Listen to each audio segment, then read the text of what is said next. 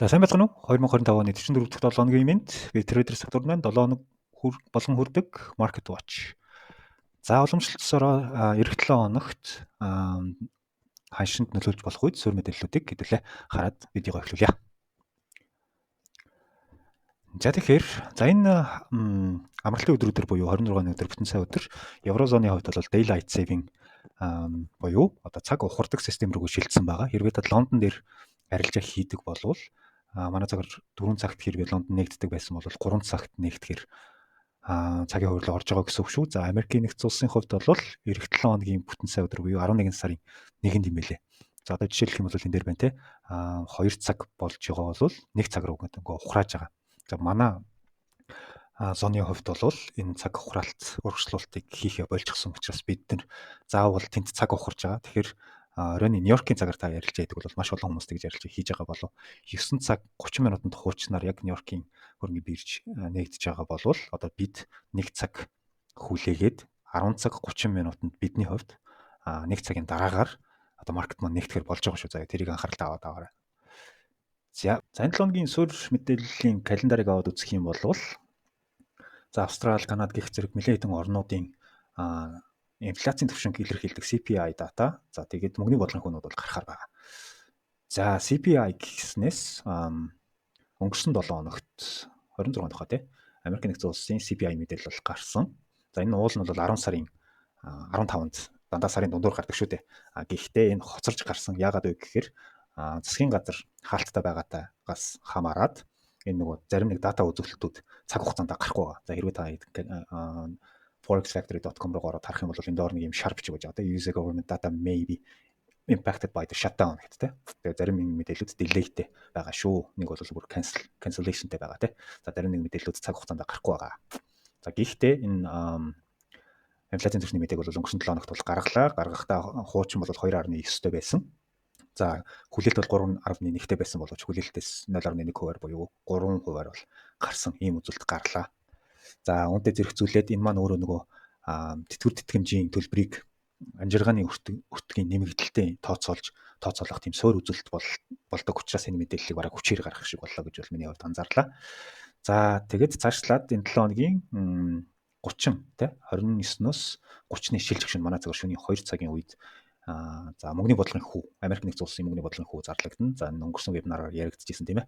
За яг энэ Fed төлөв рүү ороод харах юм бол 0.25 нэгжээр үндсэндээ дахин бууруулах 9 сард бууруулсан. Энэ сард дахин бууруулах магадлал нь бол 98.3% байна гэж гарч ирж байгаа. За ийм байх нэ. Тэгэхээр энэ үеүүдээр инфляцийн түвшингүүд за энэ Fed-ийн мэдээлэл гарах үеэр бол мэдээж зах зээл дээр тодорхой хэмжээний савлгаа volatile хөдөлгөөнүүд орж ирдэг. Тэгэхээр арилжаагч маань энийг бас анхаарал үзээрэй гэж тэ.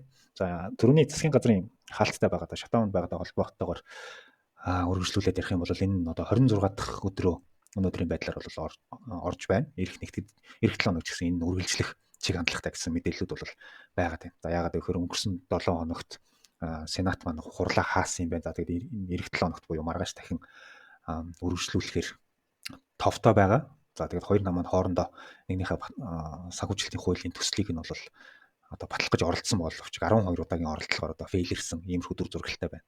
За тэгээд энэ нөрөө түүхэндээ 2 дахь маш удаан хугацаагаар хаалт болж байгаа. Энэ магадгүй үргэлжлэх юм бол 30-аас дээш 36 хоногоос дээш болох юм бол түүхэндээ анх удаа ийм удаан хаагдж байгаа ийм дүр зураг бол болох юм байл. Одоогийн байдлаар бол ойролцоогоор 670 мянган ажилтан төр чөлөөлөгдсөн тий 730 орчим төрлийн ажилтан цалин өсгүйгээр ажилласаар байгаа гэсэн иймэрхүү мэдээлэлтэй байна. Энэний бас нэг дагаж байгаа эрсдлийн үе гэхээр энэ цогцолт нь үргэлжлэх юм бол энэ сарын сүүлээр 40 сая гаруй Америкчууд одоо хүнсний тусламж гэж ярьдаг тийм халамжийн хөтөлбөрт хамрагддаг иргэдүүд 40 сая орчим ийм иргэдүүд энэ тэтгэмжээс одоо хоцрох төр хоолныхоо купоныг авч чадахгүй ийм эрсдэл төрж байгаа гэсэн иймэрхүү эрсдэлтэй нөхцөл байдлууд бол орж байна гэсэн үг. За тэгээд эх 7 хоногт бас нэг тодорхойлох important чухал митинг одоо уулзалт юу болох гэж байна вэ гэхээр ерөнхийлөгч Трамп за хятадын ерөнхийлөгч Ши Жинпинтэй уулзахаар товонд ороод байгаа шүү дээ. Энэ сарын 30-нд бол уулзах юм байна. За энэ уулзалтын үеэр Трампын одоо харж байгаагаар бол одоо хуучин худалдааныхаа одоо хоорондын тарифын нөхцөл байдлууд тэ за цаашлаад магадгүй Оросын нефтийн худалдан авах зэрэг асуудлуудаар одоо харилцсан ярилцахаар төлөвлөж байгаа юм байна. За энэ хоёр чинь өнгөрсөн 7 хоногт нэг нөгөө байгалийнхаа газрын ховрынхоо экспортын нөхцөл байдлыг чангатгаад хариуд нь Трамп нэмэгдэл 100% тариф яана гэдэг одоо өөрийнхөө сошиал зүй одоо network дээр жиргээд ирсэн шүү дээ. За тэгээд яг энэ асуудлуудыг бол яг нүүр тулан ярилцах боломж нь энэ сарын төгсгөлөөр бол ирж явах шиг. Хэрвээ энэ ямар нэгэн шийдэл хүрч чадахгүй бол 11 сарын 1-ээс ахгуулаад энэ яригадаад байгаа нэмэлт тарифууд хэрэгжиж эхлэх юм нөхцөл байдал хүрээд байна гэсэн үг. За техник шинжилгээний хувьд харах юм бол долларын индекс маань өнгөрсөн 7 хоногийн нийтгээс ахгуулаад баг зэргийн өсөлтийг бол хийсэн. За энд арилжаалагдж байгаа million value өндөртэй үнцэнэ олсон бүсийнхаа дээдлийн таац руу өсөлтийг хийгээд буцаад энийхээ тааснаас бол тодорхой эсэргүүцэл аваад эргэж уналт бол гарсан. За энд нэг spike үүссэн байгаа. Түрүүний яригдчихсэн 7 хоногийн дундуур гарсан инфляцийн түвшин. За 5 дахь гарсан юм биш үү те 26 24-ний өдөр гэдэг чинь.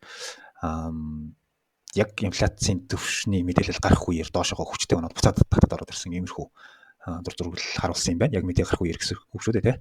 За тэгээд мэдээж бид дэшегээ өсөх уналтыг таамаглаж таах гэхээсээ илүүтэйгээр нөхцөл байдлаа дүгнж үзээд арилжааны шийдвэрүүдийг гаргадаг. За одоогийн байдлаар бол яг энэ шал таац хоёрын хооронд бол арилжаалагдж байгаа, байлын орой дотор арилжаалагдж байгаа гэсэн үг. За хэрвээ энэ бүсийг supply хийгээд байгаа доошогоо одоо тий дэшегээ өсгөж гаргаж ирч чадахгүй байгаа бүсийг дэшегээ сэтлээ гараад ирэх юм бол магадгүй дэшегээ жигсэн хөдөлгөөн.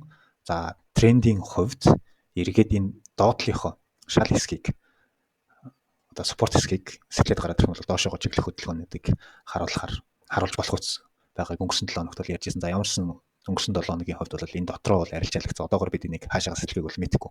Хэдийгээр инфляцийн мэдээний үеэр хүчтэй доошогоо чиг хандлагатай байсан ч гэсэн буцаж татаж гарч ирж байгаа маш сонирхолтой харагдлаа. За эргээд эх 7 хоногудаар энэ бүс рүүгээ буцаж унж орж ирэх нүггүй юу гэдгийг анзаарах хэрэгтэй байгаа даа. За мөнгөний бодлогын хүүг бас бууруулах магадлал өндөртэй байгаа учраас би нэг илүү доошогоо чихтэй илүү таамаг маань бол тэгж хараад байгаа. За магадгүй энэ чинээс баг зэргийн өсөлтүүд гарч ирээд буцаад ингээд ороод ирэхийг ч үгүйсэхгүй.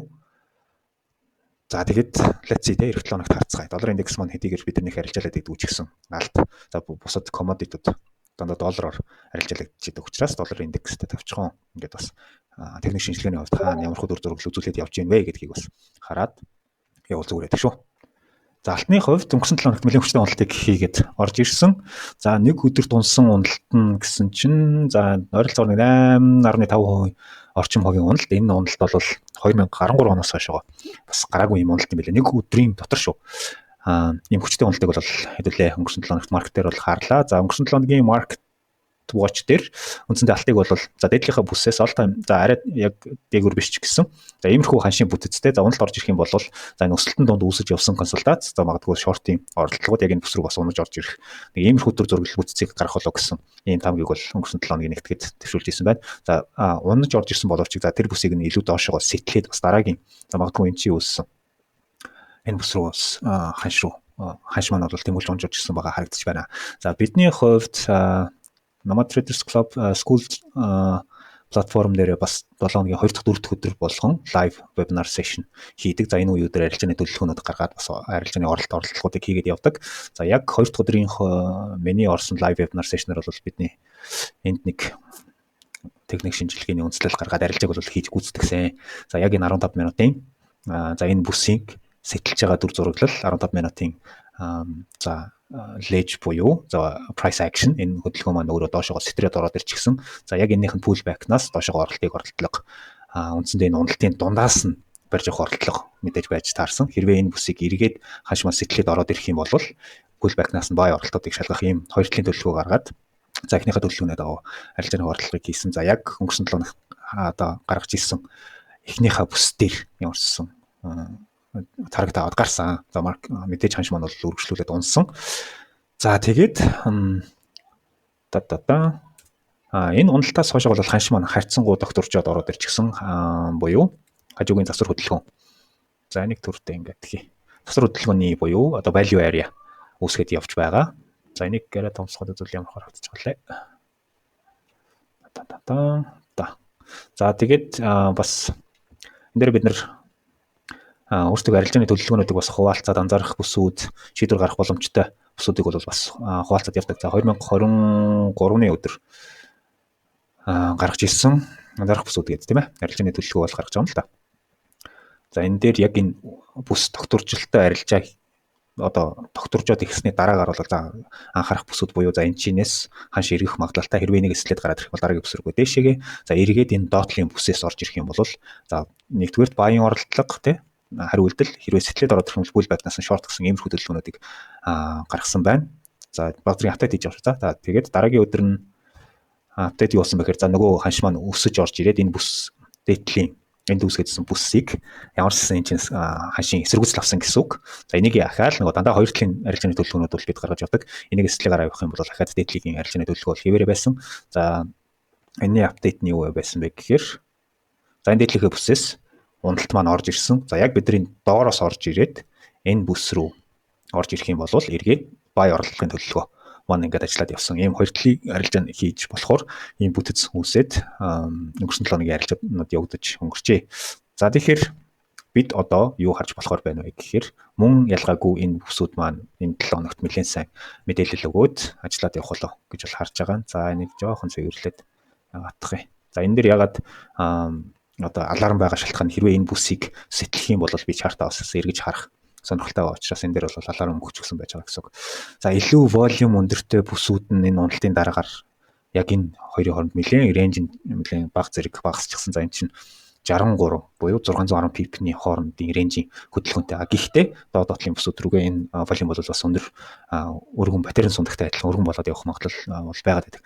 За төлөвлөгөө яаж гарч ийн вэ гэхээр хэрвээ энэ за энийг гоё тодорхой тавьчихлах тийм. Эрх нэгтгэхээс буюу хоёр дахь удаас үргэлжлүүлээд юу харах гэдэг вэ гэхээр за энэ бүсийг сэтлээд pullback орж ирэх юм бол ханш маань мөн ялгаагүй бидний шорт орж ирсэн энэ бүс дээр одоо сэтлээд price action-ийнхаа мэдээлэл өгч ирсэн энэ бүс рүүгээ эргэж тэмүүлж орж ирэх гэсэн таамагийн дагуу энэ чинээс бол long харах төлөвтэй байна. За эргээд энэ доотлын бүсүүд рүү унаад орж ирэхийг үгүйсэхгүй. Хэрвээ энэ бүсийг доошоо сэтлэх юм бол дахиад энэ доошоо бас оролдлогууд арилжааны төлөвлөгөөнүүд гараад ирнэ гэсэн үг. За яг энэ lower ханшууд руу бас яг энэ дэр ямар price action өгөхнүүд бол анзаарах хэрэгтэй. За энд бас үүсээд байгаа 10-30 минутын дээр байж чадах нь хараадах юм. За үгүй юм байна.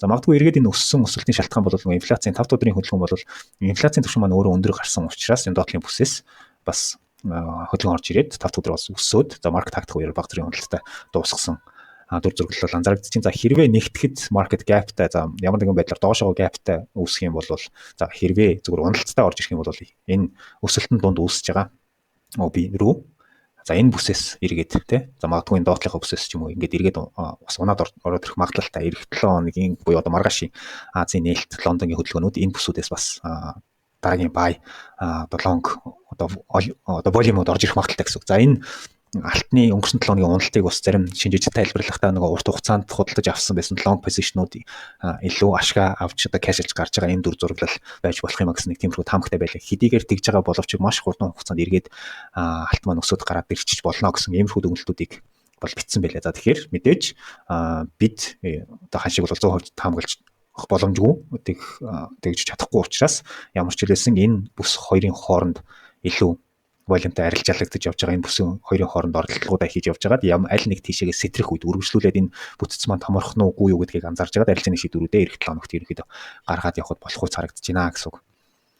За арай нэг том зураглал дээр юу байгаа лээ. За тийм магадгүй хэрвээ энэ бүсийг дээшээ одоо ингээд арай нэг цагийг томорсоход харах юм бол тэ энд нэг таад үсээд нь шүү дээ. За яг энэ аларм тавьсан байгаа бүсэд нэг жоохон орсуулж энэ таазыг сэтэлж гаргаж ирж чадах юм бол дараагийн нэг өнгөрсөн 7 хоногт орж ирсэн шорт юмсууд за магадгүй тэрний арай жоохон дээгүүрийн чинь price action харахаар энэ дээгүүрч таргет руу ч орж ирж болохоор байгаа. За эдгээр бүсүүдийг анзаарах хэрэгтэй гэсэн үг. За энэ маань өөрөө үргэлжлээд доошоо ундах уу тийм ээ. За нэг ийм дүр зургал бас орж ирдэг шүү. Хэдийгээр энийг дээшээ сэтлээд гараад ирсэн ч гэсэн энэ чинээсээ хүчтэй буцаж унж орж ирээд энэ бүс рүүгээ унаад ингээд бас явчих дүр зургал анзаарагдаад байдаг. Энэ маань өөрөө волюмо бид нар хардаг боловч магадгүй паттерн хардаг хүмүүсийн хувьд бол нэг иймэрхүү паттерн үсээд гэх юм үү те. За магадгүй нэг иймэрхүү паттерн үсээд гэдэг магадгүй энэ унталт хүчтэй унталтыг чинь үргэлжлэл энэ өөрөө консолидейшн засварын хөдөлгөөн болж тараад ахаад нэг хөдөлгөөн ийшээ онж орж ирэх магадaltaй байж болох юм. За гэхдээ хэдүүлээ эргээд эх 7 хоногт энийг 2 дахь 4 дахь өдрүүдээр бас харъя те. Ойрхон уулзах учраас энийг энэ дээр ямархуу нэгт 2 дахь өдрийн хөдөлгөөнөөс хараад ямархуу арилжааны үдэг